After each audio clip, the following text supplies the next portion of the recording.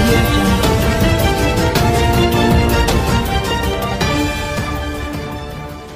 Hello everyone, andarki hi. Hi. Hello How are Nagarjuna garu, how are you? Okay. Good, thank you. Hi Ramu garu. Hi. చాలా చాలా ఆనందంగా ఉంది ఇలా ఒక frame చూడడానికి. అంటే ఇన్నాళ్ళు వెయిట్ చేసాం మేము నిజం చెప్పాలంటే. సో 28 ఇయర్స్ అనే ఫీలింగ్ ఎప్పుడైతే సినిమా ఓపెనింగ్స్ అయ్యిందో ఆ రోజు నుంచి ఇంకా ఎక్కువ అయిపోయింది. అబ్బా మళ్ళీ ఎప్పుడు చూడాలి స్క్రీన్ మీద అని. సో ఎంత కాదన్నా శివ ఇంపాక్ట్ ఖచ్చితంగా ఉంటుంది ఆడియన్స్ మీద. ఎన్ని ఇయర్స్ అయినా అది పోదు. సో ఆ ఎక్స్పెక్టేషన్స్ అండ్ కంపారిజన్ ఖచ్చితంగా ఉంటుంది.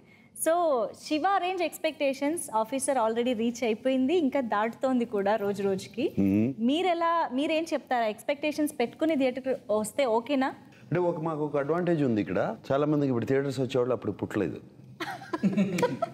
అవును. సో వాళ్ళు యాక్చువల్లీ శివాన్ మేబీ టీవీలో చూసుంటారు, ఎక్కడో చూసుంటారు. సో ఆ ఇంపాక్ట్ యాక్చువల్గా ఉండదు.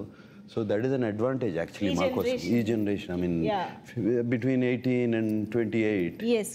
And what 18 and 35 they won't have seen. Of course. No, I second this what Nagarjuna is saying. Endukani chusina kuda TV lo chusinappudu Shiva aa rojullo it created the biggest impact for technical aspects like sound and music. A kind of a theatrical experience kini TV lo చూడడానికి చాలా difference ఉంది. ఎందుకంటే ఆ aspect అనేది almost narrative content ఎంత పని చేసిందో even that has worked. So I think like he said that the below the 30 below the age group లో I think it will be very new below experience. 30 వాళ్ళకి this will be new. దాంతో compare చేయడానికి కూడా ఉండదు వాళ్ళకి. So it's actually advantage for us. So Ram Gopal Varma గారు ఇన్నాళ్ళు పట్టిందా మళ్ళీ నాగార్జున గారితో సినిమా చేయడానికి? ఎందుకు మధ్యలో జరగలేదు? బుద్ధి గడ్డి తిని నాది తినలేదు, నాది బాగానే ఉంది. I think honestly seriously speaking everything has to have a right time. I mean I'm not the person who believes in destiny and all that, but I believe there's a timing. Right time, right place, right people.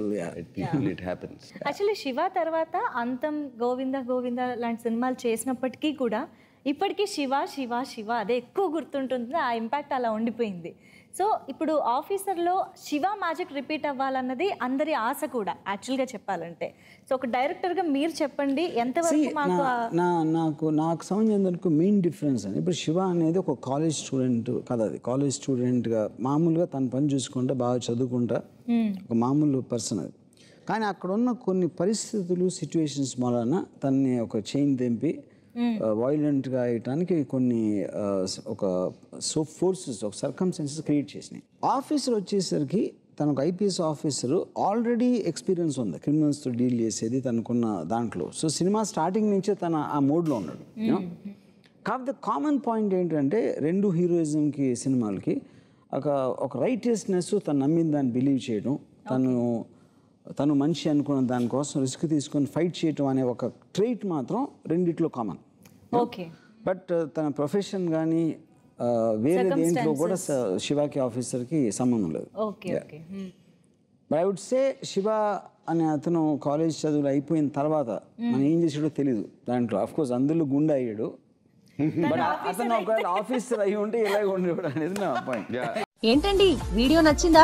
అయితే ఓ like వేసుకోండి, లేదంటే ఓ comment చేయండి. ఎప్పటికప్పుడు మా videos చూడాలంటే subscribe చేసుకోండి.